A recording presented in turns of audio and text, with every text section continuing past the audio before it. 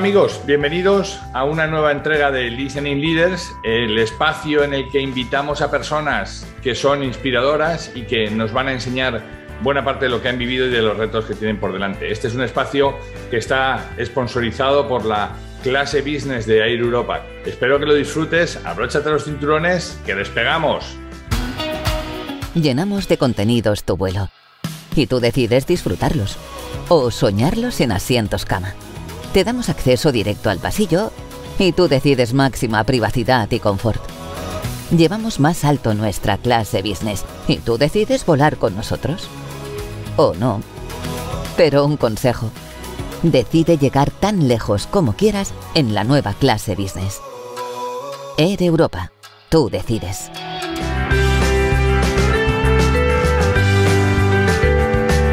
Pues esta semana en Listening Leaders tengo el honor de irme a Madrid para hablar con Iván Abanades. Él es partner de Thinking Heads. Para todos los que no conozcan aún, Thinking Heads es la agencia, yo creo, pionera en España, ahora nos contará él, de speakers de altísimo nivel, de personas que nos dejan su mensaje en base a su experiencia. Iván, bienvenido aquí a Listening Leaders. Muchísimas gracias por la invitación y un placer estar aquí hoy contigo. Oye, cuéntanos un poco, que ¿estoy en lo cierto? Esto de Thinking Heads lo que hizo fue traer a los famosos que sabían hacer cosas relevantes y contárselo a la gente de las empresas. Pues mira, tenemos el orgullo de casi haber creado una industria donde no existía nada, ¿no? Porque antes, pues, en España y en muchos países donde no existía este tipo de industria, pues esto funcionaba muy de boca a oreja, la gente pues conocía a alguien que conocía a alguien, te llamaban, dabas una charla allí o lo que fuera, pero no estaba profesionalizado, era una industria pues que, pues lo que te digo, ¿no? Pues las empresas intentaban, en la medida de lo posible, pues no pagar a los conferenciantes que tenían, simplemente pues convocar a la gente y demás. Y un poco, gracias a la visión que tuvo Daniel, mi socio y fundador de la casa, ¿no? Que él con 23 años estaba en su colegio mayor estudiando y montando conferencias y eventos, y leyó en una revista pues leyó esto de contrate a su gurú online y tal, y llamó mucho la atención y dijo, joder, pues igual puedo empezar yo a hacer esto, ¿no? Y a raíz de eso, pues él empezó, para los eventos que él mismo hacía a nivel universitario y demás, a testar un poco la idea de negocio. Y al principio yo llevo con él toda la vida casi, ¿no? Pero bueno, hubo 2 o 3 años que yo no estaba todavía en Thinking y me cuenta, ¿no? Mucho esto de que al principio incluso tenían problemas con algunas empresas porque de repente había alguien al otro lado que te decía, no, este señor o esta señora va a cobrar estos honorarios por asistir a este evento, ¿no? Pues si siempre ha venido sin cobrar, ¿cómo puede ser? Tal. Entonces, bueno, pues hubo ahí un poco de evangelización en cierta medida y bueno, pues al principio estábamos ahí relativamente solos en España. Y también nos dio pie, pues eso, a empezar a trabajar con líderes en España, con los mejores, indudablemente, y también a nivel internacional, pues también viendo cómo al principio trayendo talento internacional a España y luego ya con el tiempo, pues moviendo talento internacional por todo el mundo. Fíjate que pusisteis en valor algo que no se tenía en cuenta, ¿no? Que era un poco que las ideas valen, ¿no? Y que bueno, pues si viene a darnos una charla, ¿qué más le da? Si se trata solo de hablar, no se trata de... siempre me recuerda esto de las conferencias, ya sabes que yo también me dedico un poco a esto, no de forma tan profesional como vosotros, pero siempre tengo que recordarle a alguien la película esta de Tony LeBlanc cuando dice, no, si te apretar el tornillo no cuesta nada, eso es gratis, lo que cuesta es saber qué tornillo hay que apretar, ¿no? Efectivamente. El valor, ¿no? Sin duda, al final, pues eso, ¿no? Poner al servicio de cualquier organización un experto o una experta para que pueda transmitir sus ideas, pues evidentemente tiene un valor y es un valor además muy grande. ¿Por qué? Pues porque cuando cualquier organización se plantea desarrollar un evento o juntar una serie de personas en un lugar para compartir una experiencia y transmitir un conocimiento, siempre detrás de eso hay una necesidad de influir en la audiencia, influir de maneras muy diferentes. Al final, eventos internos donde uno quiere pues, que su gente se forme, que su gente se motive, que todo ese tipo de cosas, pues ahí tú quieres influir a tus stakeholders internos para que pues, la mecánica de la compañía o de la organización o de lo que sea vaya mejor, pero también está toda la parte externa, ¿no? Y al final pues hay un montón de stakeholders a los que influir ahí también, ya sean accionistas, ya sean clientes, ya sean amigos, ya sea lo que sea, y para eso evidentemente contar con líderes pues te sirve no solo para para que la influencia tenga un carácter pues, más inmediato y mejor, sino también pues eso, para captar un determinado tipo de público que en otras circunstancias pues, seguramente no fueran a ir a tu evento, o incluso también pues, para transmitir conocimiento, que al final del día pues, es a lo que nos dedicamos, ¿no? A hacer que las ideas de las personas más relevantes pues, puedan llegar lo más lejos posible. ¿Cómo entrenáis? Acabo de ver, Iván, que habéis fichado al Niño Torres. Según deja el fútbol, le atrapáis para que os cuente, para que cuente a vuestros clientes sus experiencias. ¿Cómo les entrenáis para aterrizar bien ese mensaje y que no se quede en algo, bueno, sí, de un señor que gana mucho dinero, ha ganado mucho dinero dando patada a un cuero, pero que a mí esto no sé cómo me aplica en mi día a día de mi empresa, donde estoy trabajando, ¿no? Pues aquí lo que es fundamental es entender que la persona se haya ganado el derecho, ¿no? a ponerse delante de una audiencia, y ahí sí que pues, dividimos un poco este mundo en lo que llamamos los thinkers y los doers, ¿no? Los thinkers obviamente pues, son las personas que son capaces de sintetizar el conocimiento de otros y crear conocimiento nuevo a partir de eso. Pues un ejemplo sería pues, un profesor de una escuela de negocios o un autor de management, ¿no? Pues que ellos lo que se dedican sobre todo es a eso, ¿no? A adquirir conocimiento de diferentes fuentes, a sintetizarlo, a trabajarlo y a convertirlo en conocimiento nuevo que le resulta útil a una determinada audiencia, a un determinado grupo de gente. Y luego lo que serían los doers, que son gente que no tiene por qué haber hecho esa reflexión intelectual previa, pero que sí que por su experiencia vital pues han tenido, digamos, una serie de cuestiones a lo largo de su vida que les han permitido realizar una serie de aprendizajes que pueden compartir con audiencias. Es verdad que en el mundo de los doers y hay muchos, pues muchos deportistas o muchos exdeportistas o exentrenadores que comparten sus experiencias, pues hay diferentes niveles. Hay gente con capacidad intelectual y de reflexión muy profunda que es capaz pues, de desentrañar a partir de su experiencia una serie de cuestiones que pueden prácticamente ser de aplicación universal, ¿no? Pues como uno se convierte en un buen líder o qué características tiene un buen líder para manejar un buen equipo, o cómo uno trabaja, cómo convierte un equipo en un equipo de alto rendimiento, qué patrones o qué conductas hay que seguir. Y luego hay otras personas que tienen menos capacidad para eso y pues lo que tienen más interés para la audiencia es conocer de primera mano su experiencia sin entrar tampoco en esa aplicación práctica que se puedan llevar.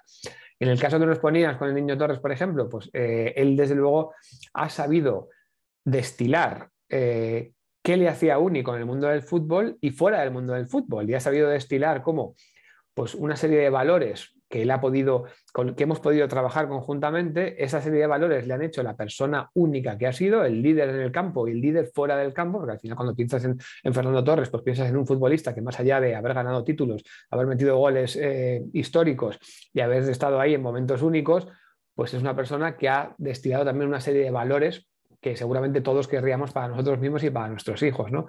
Entonces, una vez que él deja el fútbol, se plantea en ese ejercicio de reflexión personal qué le hace diferente y cómo esos valores, que hemos ejemplificado además en los 9 valores, pues sabes que él siempre lleva el 9 en la camiseta, pues de todos sus valores hemos seleccionado los 9 principales para que él pueda compartir esa serie de cuestiones con audiencias de todo tipo, ya sea para transmitir ese conocimiento o directamente simplemente para inspirar a las audiencias, que es una cosa que también se requiere mucho, ¿no? Un momento de inspiración, compartir ese momento con alguien que pueda salir diciendo qué buen rato he pasado con esta persona. Déjame que te pregunte por eso, porque yo creo que los haters de este tipo de actividades o de eventos siempre al final van a lo que los americanos llaman el so what. Vale, bien, he pasado un buen rato, pero ¿y ahora qué? ¿No? O sea, ¿qué me queda de esto o qué le queda de esto a la gente que he juntado, a la audiencia que he llevado de mi casa frente a este speaker?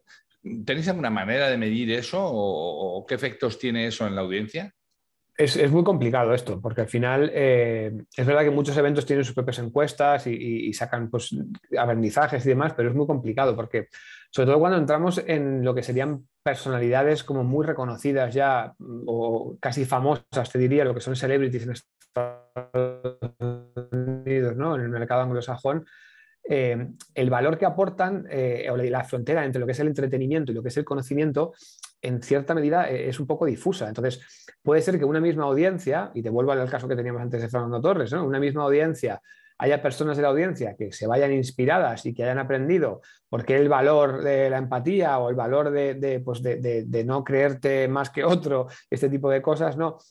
te lo puedes aplicar a ti mismo y te puedes ir de allí diciendo, joder, pues esto yo quiero ser así en mi vida o quiero que mis hijos aprendan esto para que sean mejores personas, y otros que en esa misma conferencia o en esa misma entrevista o en esa misma lo que sea, pues vas a ir diciendo, bueno, pues esto yo ya me lo sabía y tampoco he aprendido nada más, aparte de haber escuchado unas cuantas anécdotas de esta personalidad. Entonces, la frontera es difusa y también depende mucho del tipo de audiencia al que te enfrentes. Pero sí que es indudable, yo creo que eso no se puede discutir, pues que lo que te puede, o sea, las experiencias únicas que han vivido ciertas personas siempre aportan, y aportan en un sentido en que, bueno, pues que tú, si eres una persona, digamos, estándar, normal, un ejecutivo o un mando intermedio o un operario o un lo que sea de una compañía, pues probablemente no hayas vivido ese tipo de situaciones en primera persona, y solo el hecho de aprender cómo personas únicas han sabido manejar situaciones parecidas a las tuyas, pero en momentos clave, ¿no? Pues eso, ¿no? Cómo se prepara uno para salir al campo en la final de la Eurocopa. Pues es interesante saber eso. ¿Te lo vas a llevar tú para aplicarlo al día siguiente a tu casa? Pues probablemente no, porque no te vas a enfrentar a ninguna Eurocopa. Pero sí que es verdad que a la hora de pensar, pues cómo uno se afronta el típico marrón de trabajo cuando tienes que ir a hablar con un cliente que está enfurecido contigo, o cuando tienes que comunicar una mala noticia a un proveedor o lo que sea, pues a lo mejor de la experiencia de un futbolista de élite, antes de salir al campo, en el día más del partido decisivo de su vida, te puedes llevar algo a casa. Cuéntame un poco, tengo curiosidad. Hace un tiempo escuché a David Summers, al de Los Hombres G, ¿no? Que decía, ya no puedo cantar más Sufre Mamón porque es que me lo piden todas las veces y ya. O sea, me encanta, es una canción que ha hecho Bandera, ¿no? Y que todos la llevamos dentro y tal, pero claro, ya estamos un poco cansados de cantarla, ¿no? Claro, estos son profesionales de eso, se dedican a eso, ¿no? Pero Totalmente. ¿no le puede pasar eso a alguien que te está contando la primera vez que entró en el vestuario y el efecto y no sé cuántos? Te lo cuenta una primera vez, una segunda, una tercera. Pero ¿cómo evitar que le pase eso a alguien que no es profesional de contarlo y que a la décima lo cuente con muchísima menos pasión y pierda un poco hasta el alma de lo que está contando? Pues mira, yo creo que aquí es decisivo el hecho de que suelen ser personalidades que no se ganan la vida en esto. O sea, no es su ocupación principal no es dar conferencias, sino que, y nosotros además estamos muy especializados en este nicho de conferenciantes, que no son gente cuya ocupación fundamental es dar charlas, ¿no? O sea, no son Víctor Coopers o Mario Alonso Puig, que ellos, pues buena parte de su actividad es dar charlas, dar conferencias, hacer eventos. Entonces, bueno, pues digamos que pueden tener este problema, ¿no? De repetir muchas veces lo mismo y ser complicado mantener ahí la llama y el empuje todo el tiempo.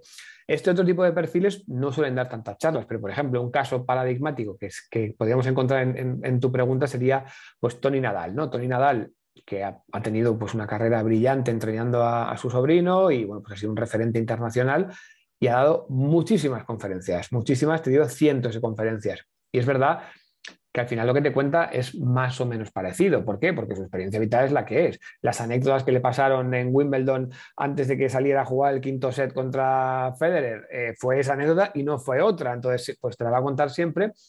Pero es verdad que como son momentos tan decisivos y tan impactantes y en general, cuando uno está dando una charla ante una audiencia, la energía esa que se genera en las salas, pues suele ser una energía que también ayuda a mantener, digamos, el pulso. Pues yo creo que es una combinación de todo, ¿no? De que siendo tu propia vida y siendo tus experiencias, más esa energía que se suele generar en la sala, te ayuda a no perder ese espíritu y a mantenerte ahí, pues en lo alto, aunque repitas relativamente lo mismo frecuentemente. Oye, me has hablado hace un ratito, estábamos hablando un poco de la interacción estos eventos físicos se desaparecieron con motivo de la pandemia, no descubro nada, pero se han ido recuperando y empezaron primeramente por esta necesidad de seguir compartiendo cosas y utilizando los medios digitales. ¿Cómo está ahora el mix? ¿Sigue habiendo mucho digital y empieza lo presencial? ¿La gente está deseando volver al presencial? ¿La gente no quiere volver a las charlas presenciales por nada del mundo? Cuéntanos un poco tu experiencia con eso. Pues mira, te voy a contar la experiencia a partir de... Yo estuve hace un mes justo en Miami, que fue mi primer viaje internacional después del COVID, y estuve allí, aparte viví allí unos años, pero justo coincidió que teníamos la convención de la Asociación Internacional de Agencias de Speakers. Nosotros somos miembros hace muchos años, hemos sido los únicos no norteamericanos presidentes de la asociación, y bueno, todos los años, hasta que llegó el COVID, pues hacemos una convención donde pues 150 agencias de todo el mundo nos juntamos, pasamos unos días juntos, por supuesto, vemos unas cuantas buenas conferencias de speakers de nuestras propias agencias y compartimos un poco el estado de la cuestión, ¿no? Y esta era pues la pregunta clave de este año, ¿no? ¿Cómo está la cosa? ¿Cómo se está recibiendo? Entonces, digamos que en territorios más o menos cerrados, como podría ser pues, España, incluso Europa, si me apuras, o Estados Unidos, o Sudáfrica, la actividad se ha retomado con cierta normalidad. Nosotros, por ejemplo, en España tenemos muchísima actividad y desde octubre hasta ahora el 90-95% de los eventos ya eran presenciales. Ya eran, pues el speaker viajaba a Vigo o viajaba a Bilbao o aquí en Madrid o iba a Barcelona o de Barcelona iba a Pamplona o lo que fuera, ¿no? Y eso en general con algún pequeño evento todavía que se hacía virtual por lo que fuera, pero en general habíamos vuelto ya a la normalidad. ¿Qué ocurre? Que nosotros ya hace bastantes años que apostamos por la internacionalización y antes del COVID estábamos haciendo eventos en 45 países, varios de ellos en África. O sea que, te digo, estábamos compitiendo con los grandes en todo el mundo y haciendo eventos en todas partes. Y lo que hemos detectado, y eso todavía no ha vuelto, es que los eventos internacionales donde líderes de un país viajaban a otro país de un contexto geográfico completamente diferente, y te pongo ejemplos, por ejemplo, nosotros hacemos muchos eventos en América Latina y movemos líderes norteamericanos que viajan a países de América Latina, pero también movemos líderes norteamericanos que van a Corea o que van a China o que van a Singapur. Ese tipo de actividad no ha vuelto. No ha vuelto porque todavía... Primero porque es un lío, las fronteras no se sabe cuáles están abiertas, cuáles están cerradas, va cambiando constantemente y todavía hay mucho miedo.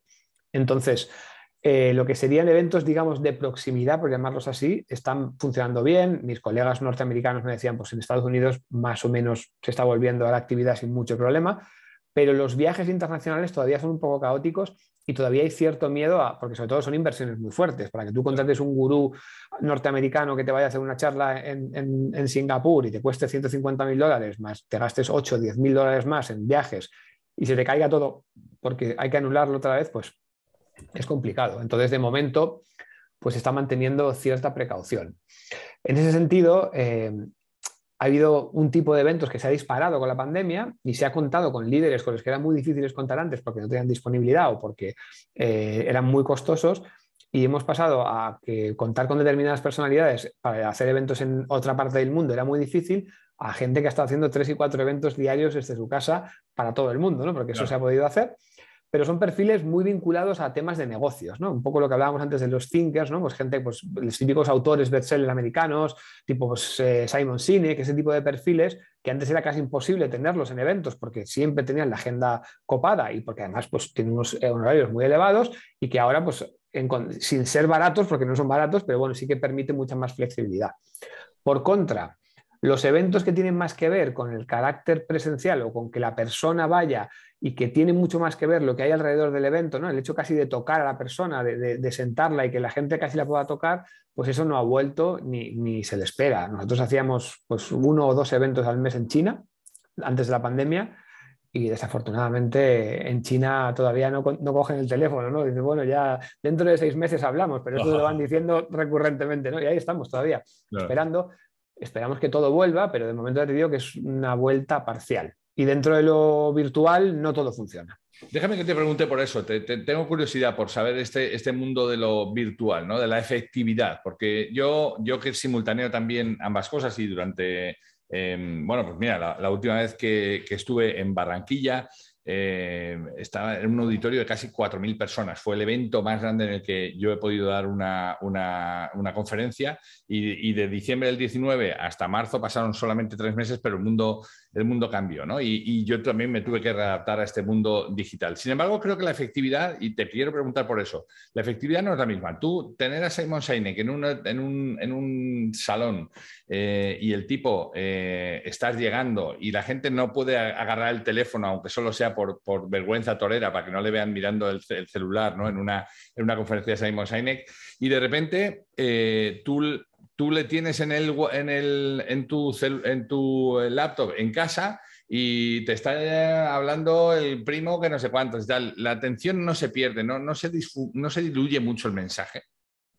Estoy 100% de acuerdo contigo. Y también te digo, o sea, el mensaje se pierde, mantener la atención, si ya nos cuesta de por sí, porque estamos pues, permanentemente sometidos a distracciones, es una cosa que muchos speakers hablan de ello, ¿no? De cómo uno puede intentar no distraerse y tener más concentración. Eso ya es difícil, pues en un medio como es el digital es mucho más complicado mantener la atención durante más de 20 minutos, media hora, incluso eso. si tú estás en tu casa viendo una conferencia y te va llegando el WhatsApp, te salta el email, el otro te no sé qué, pues es muy complicado mantener la atención. Lo que tú dices, si estás en un evento, pues casi por vergüenza torera, ¿no? Pues uno se contiene un poco más y está un poco más pendiente. Y no solo eso, además es que la presencia física, pues eso genera una energía en la sala, ¿no? Y una conexión entre seres humanos que activa otros códigos, otras cosas que no suceden en la pantalla. Y además también el hecho de, para las organizaciones en este caso, que contratan líderes internacionales para sus eventos, el hecho de todo lo que hay alrededor de eso, o sea, no solo es la conferencia, también es pues, la atención a prensa que puedas generar, otras actividades adicionales que puedes hacer con el speaker para clientes especiales, pues ese tipo de cosas, todo eso se pierde, deja de suceder y hay mucha magia en esa parte. O sea, todo lo que tiene que ver con conectar seres humanos presencialmente para que coman, para que se tomen un café, para que compartan una sala o para que simplemente compartan ese espacio, genera una atmósfera que es no replicable en el ámbito digital. Bien es cierto, y esto para mí, desde luego, como responsable de esta empresa, ha sido una bendición que hayamos podido mantener la dinámica de seguir haciendo eventos a través de la pantalla, porque a la hora de transmitir conocimiento, y si nos quedamos estrictamente en la idea de vamos a transmitir una, dos o tres ideas a una audiencia, el formato es válido. Cumple su función, sin duda. Pero obviamente tiene sus limitaciones y también dentro de las limitaciones que tiene, pues ha habido speakers que han sabido adaptarse muy bien, han sabido preparar productos totalmente diseñados para el entorno online, más breves, con pues eso, ¿no? Con una buena cámara, con un juego de cámaras, una realización, un buen fondo, o otros speakers que te pueden dar una conferencia como estoy hablando yo ahora contigo, ¿no? Que estoy pues, delante de mi ordenador mirando la cámara con un fondo, con el fondo de mi despacho y que pues, esto para dar una conferencia entre 3.000 personas pues es un poco pobre. Pero hay muchos speakers que lo siguen haciendo de manera recurrente porque tampoco les ha dicho nadie que no les sirva, ¿no? Y hay mucha gente que en el 1-a-1 se sienten bien y te hablan, así ese otro uno que es al otro lado sean 2.000 personas, y hay gente que se sienta frente a una cámara y se paraliza y se pone a leer un texto que tiene predefinido, ¿no? Con lo cual se carga totalmente la experiencia, ¿no? Entiendo lo que me estás diciendo. Déjame que te pregunte por otra cosa, que tengo curiosidad y creo que puede ser interesante para nuestra audiencia. Fíjate que esto de las charlas viene de los sabios, ¿no? De los sabios de todo el tiempo, ¿no? El que había pasado por el camino les contaba a los demás los riesgos de haber pasado por el camino, lo divertido, ¿no? Y por tanto era un mentoring, ¿no? Una especie de pseudo-mentoring donde el que ya había pasado por ello, el sabio, les contaba. Y hoy se está dando, hoy tú me has citado 3 o 4 nombres de gente muy joven, ¿no? Entonces, claro, no se está dando un poco el mentoring inverso de gente que empuja desde abajo y que no necesariamente te dice que ya ha pasado por ese camino, sino te abre otro montón de caminos que el sabio, el viejo, nunca pasó por ellos y además no sabe ni si alguna vez va a pasar por ahí. Pues sí, es curioso, pero es verdad que se valoran ambas experiencias y la experiencia del sabio, ¿no? El que ha hecho ya el camino, obviamente, pues tiene un valor indudable y no creo que haya nadie que se atreva a negarlo porque realmente el que lo ha hecho y lo ha hecho durante años y ha recorrido ese camino, pues solo por ese hecho, pues realmente tiene experiencias perfectamente compartibles. Pero creo que también asociado un poco a la velocidad de cambio en la que estamos sometidos, ¿no? Pues se viene hablando ya hace muchos años, ¿no? De los entornos VUCA, de toda esta aceleración del cambio constante en el que vivimos y además es un cambio que no para de cambiar y cada vez cambia más rápido, con lo cual adaptarse a ello es más complicado y ahí surgen nuevos liderazgos de gente que se ha subido a la ola buena y que ha sabido pues, sacar algo de donde los demás no hemos sido capaces de ver nada y crear pues casi magia, ¿no? Crear unos negocios increíbles o crear unas ideas que han cambiado el mundo, ese tipo de cosas. Entonces, por eso creo que también vienen esos liderazgos jóvenes mucho más marcados ahora porque realmente da tiempo a hacer cosas mucho más exponenciales en mucho menos tiempo que antes. Entonces, pues nos encontramos con líderes que no han cumplido los 30 años y han montado un unicornio que factura miles de millones de dólares, ¿no? Entonces, ¿es interesante esa experiencia? Por supuesto que lo es. ¿Es esa persona una persona con una trayectoria vital consolidada que haya tenido tiempo incluso hasta de reflexionar sobre su propio éxito? Probablemente no. Pero solo por lo que le ha pasado y por lo que ha sido capaz de hacer, merece la pena pues poder compartir reflexiones y entender también esa historia de éxito o esa historia de fracaso, que también hay muchas historias de fracaso que se cuentan y son igualmente válidas. Sin duda, sin duda.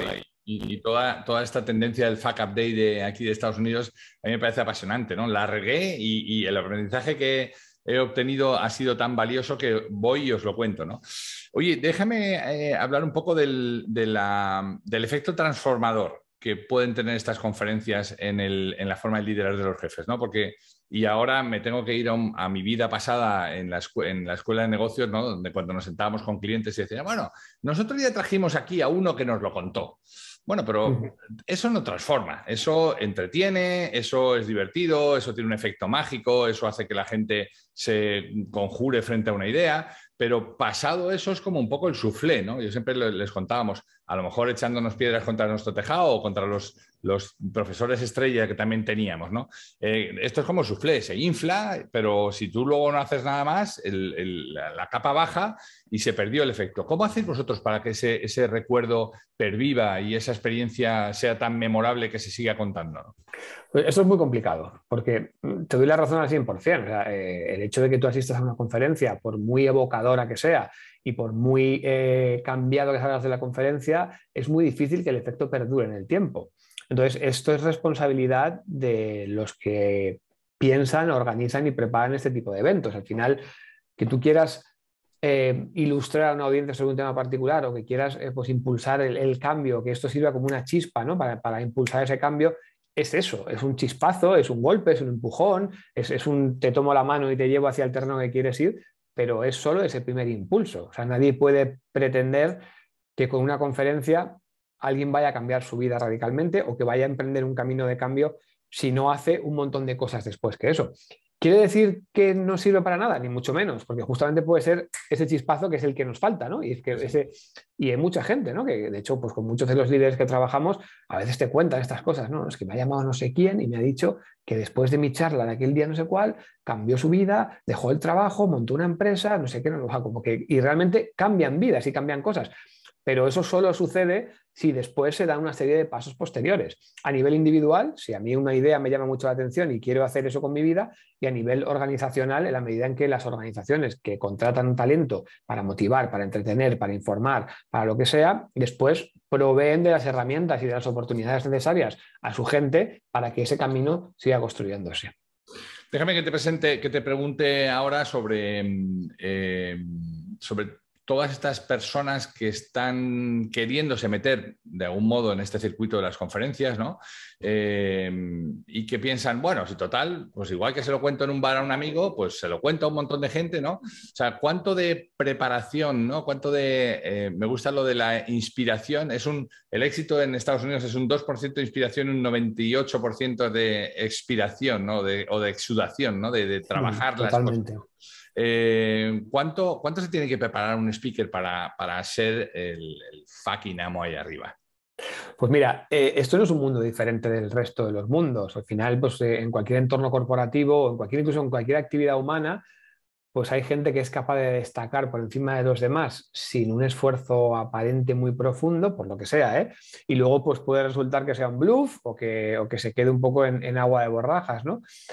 Está claro que en esta profesión, en esta actividad, igual que en el resto de las que hacemos, el esfuerzo, la preparación, la dedicación, las horas que le pongas y el empeño que le pongas es decisivo y fundamental, ¿eh? Al final, ¿qué ocurre? Que también, pues lo que hemos estado hablando antes, ¿no? Pues hay personas que solo por la experiencia que han tenido ya no tienen que hacer todo ese paso previo. Pues, por ejemplo, si tú eres Will Smith, pues es que ya tienes una trayectoria previa y ya lo que vas a contar le va a interesar a la gente por el hecho de ser Will Smith, ¿no? Entonces, pero claro, Will Smith hay pocos, hay los que hay, ¿no? Y personalidades que han triunfado en otros campos ya se ganan el derecho a ser speakers por ese hecho propio.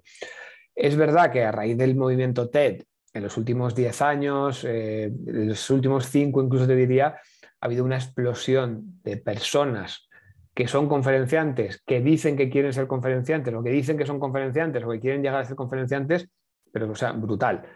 Y bueno, pues aquí, claro, separar el grano de la paja a veces es complicado.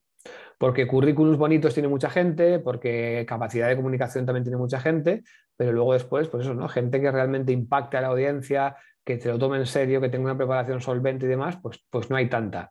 Pero sí que nosotros, por ejemplo, nos encontramos, ¿no? Nosotros tenemos un nivel de solicitudes de gente que nos dice que quieren ser conferenciantes nuestros O incluso gente que dice que quiere ser conferenciante y contacta con nosotros, ¿no? Que realmente se convierte en algo casi que no se puede manejar. O sea, no podemos dedicarle el tiempo que nos gustaría a toda la gente que nos solicita porque son cientos. Entonces, claro, al final, pues, ¿cómo seleccionamos? Pues por diferentes criterios. Obviamente, a todos los que nos piden colaboración se les pasa una serie de cosas para que la compartan con nosotros, pero de ahí, pues algunos con los que empezamos a colaborar y otros que no, por diferentes factores. O sea, no tiene necesariamente que seguir un criterio muy concreto. O sea, que no hay algo que yo te pueda decir, no, mira, esto es A, B, C o D, y si no, no funciona para nada, ¿eh? Hay gente que llega de maneras muy diversas y gente que llega y se estrella y gente a veces que piensas, joder, este señor o esta señora va a triunfar, le va a ir muy bien y no termina de funcionar comercialmente lo que hace, y gente que no te daré nombres, obviamente, que a mí me parecen un bluff total y que dan muchas conferencias porque por lo que sea consiguen conectar con la audiencia.